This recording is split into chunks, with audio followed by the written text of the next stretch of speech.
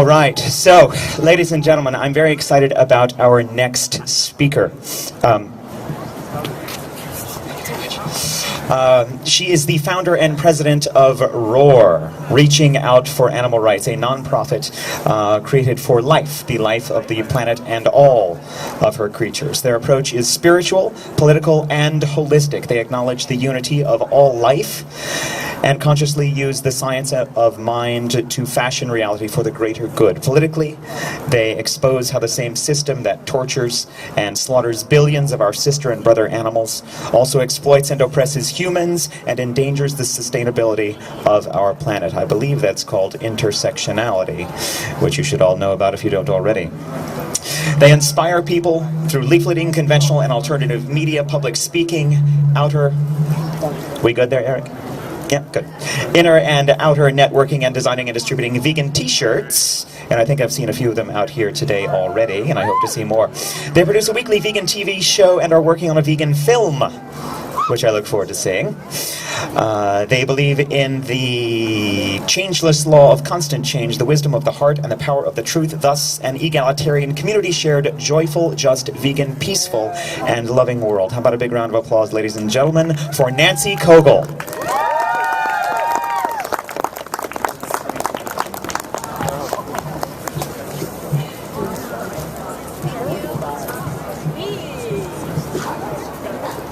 For all us slightly shorter people? Yeah. So I am delighted to be up here, and I'm just overwhelmed with joy to see all your beautiful faces. What I have to say is exactly what I said last year, so thank you very much.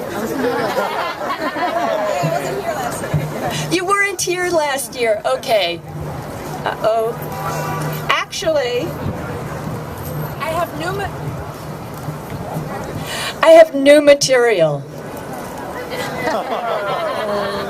this year. Thank you.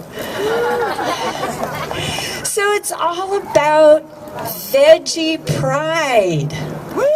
I'm hoping that you two, like me, are very proud to be a vegetable.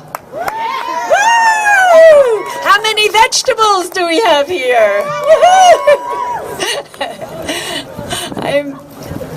I'm only kidding. I'm actually have a thing about the word vegetarian because I have never seen a piece of cheese growing like vegetation from the ground. So if you call yourself a vegetarian and you eat dairy, how about we change it to a dairyan? Or if you want to be mean to somebody, you could say a derriere. Or somebody who eats eggs, an eggun. Actually, if you spell it E-G-G-U-N, it means spirit of the dead. I have to be sympathetic, though, because I was eating dairy. I stopped eating meat, but it took me another 8 years to bump into a vegan who explained to me the violence and cruelty in dairy and eggs, the ill health and disease, and the destruction of our planet being the same. So, Lala, did you ever dream and you were like dreaming away at night or in the morning, and then all of a sudden the alarm clock rings or the light shines in your eyes and you wake up and you feel like really kind of like duped that you believed so strongly in that dream? Well, I have. And I've dreamt that I ate meat. I've been not eating meat for over 45 years. And gonna be 68 soon, and of course feel great. Lots of energy. Whoops. But I was thinking that somebody who dreamt that they were a cow or a chicken and were about to be slaughtered and woke up suddenly and went to a restaurant, and that night, instead of ordering a steak or whatever, ordered a vegan meal. That's the vegan dream for me, is for people to get out of the dream state and create a reality of a vegan, peaceful, egalitarian, just, loving world. So the question always for me is, how? And maybe you could answer the question for me. How did people ever in the beginning get it into their mind to start consuming, to kill an animal and steal its life, steal its milk, steal its eggs, and eat it? I think because we came from the trees, we are primates, just like all the other primates. We share 99-point-something% or 98% of the DNA. And I always wonder about that. So if anybody knows, would you scream out, how could that happen? Anybody in the audience? How it could happen? No? Okay. So I decided to call up the first humans, or the first humanoids on our planet. So here's how our conversation went. Hello? Is this 1-800 Homo erectus? Oh my God, I'm sorry. It's a porn line? I'm sorry, get me off the porn line. No, I don't want Homo erectus. Give me Homo habilis. Okay, Homo habilis, how are you? Yeah? What? Listen, you gotta speak up. There's 2 million years between us. What, you're saying there's static on the line because of Verizon? Oh, I'm sorry. You're saying you can't stay static in one place because there's a lion on the horizon. Okay. I'll see you later. Yeah. Okay. Get me Neanderthal on the line. Hello? Neander? Hi. Yeah. I was wondering. See you later, There's an alligator following. I gotcha. Okay, I got the idea. You're too busy running away and escaping other predatory animals to be worried about my question. Can we have Cro-Magnon on the line? So, Cro-Magnon doesn't have an answer either. He's telling me that he dipped in the water for a few million years, lost all his and her fur, got an aquiline nose, and long hair on the top of the head, and boobs, and a few other differences from the other primates.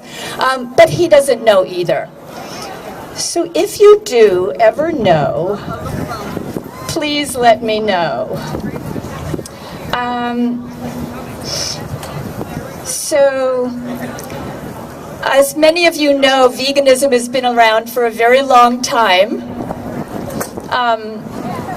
Well, for thousands of years. And people like Pythagoras and Plato were ones, including many others. I want to just mention quickly the victims that we see from consuming dead animals and dairy and eggs. One, of course, and how many here have heard of Melanie Joy? Yeah, great. And her book, Why We Love Dogs, Eat Pigs, and Wear Cows, she explains kind of why, not why we began to eat meat, dairy, and eggs, but why we continue to. And she explains the whole thing of being immersed in an ideology that's dominant, that's ever present. And so we're totally unconscious that we're making a choice to eat, to consume dead animals, dairy, and eggs. It becomes and stays invisible. And so I just want to mention the invisible victims, maybe from the audience. Anybody can say maybe the first obvious victim?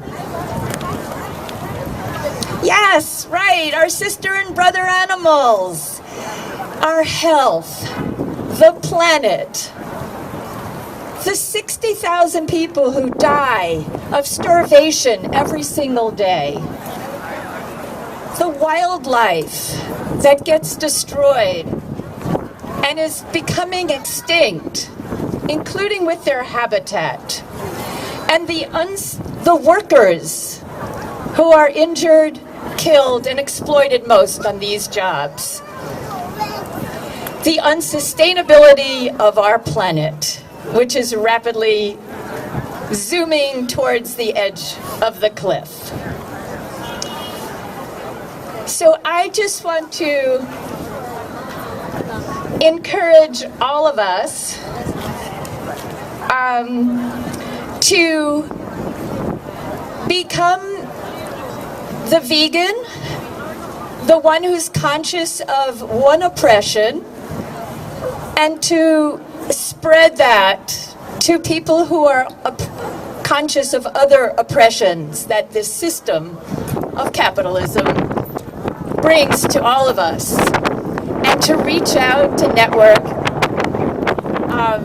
and make a difference that way. So we are human beings, we're not lima beans, we're not kidney beans. I say dare to struggle, dare to win by any means necessary. Thank you.